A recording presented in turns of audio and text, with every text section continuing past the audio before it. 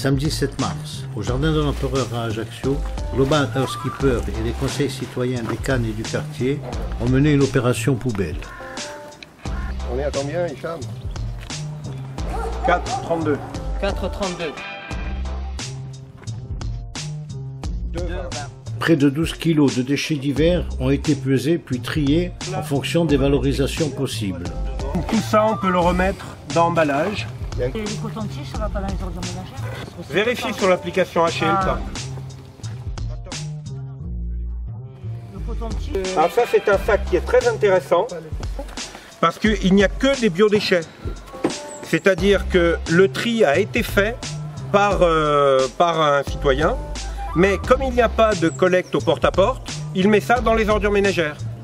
Pourtant, les biodéchets sont déjà triés. Donc ça veut dire qu'il y a des gens qui sont prêts à faire le tri, mais sans collecte au porte-à-porte, ça ne peut pas être efficace. Ce genre de déchets, ça peut aller directement au compostage et ça ne rentre pas dans les déchets enfouis. À noter que quand on parle de poubelle, ce qui sent mauvais, c'est ça. Ce sont les biodéchets. Donc là, on voit, il y a du café, il y a du sopalin souillé, il y a des tiges de plantes, il y a des épluchures de fruits. Tout ça, c'est ce qui attire les mouches, les rats, les mouettes.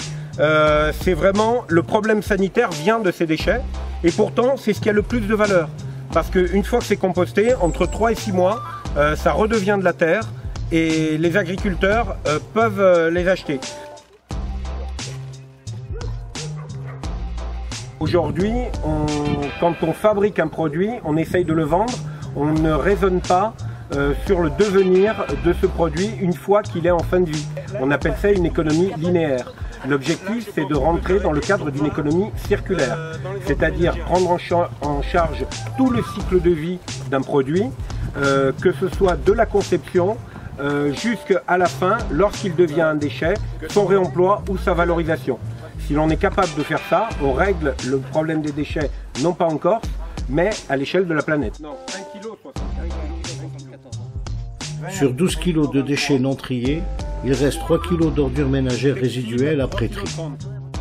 Les citoyens sont prêts à réduire leur emballage, à réduire le suremballage, à réduire l'utilisation d'objets à usage unique.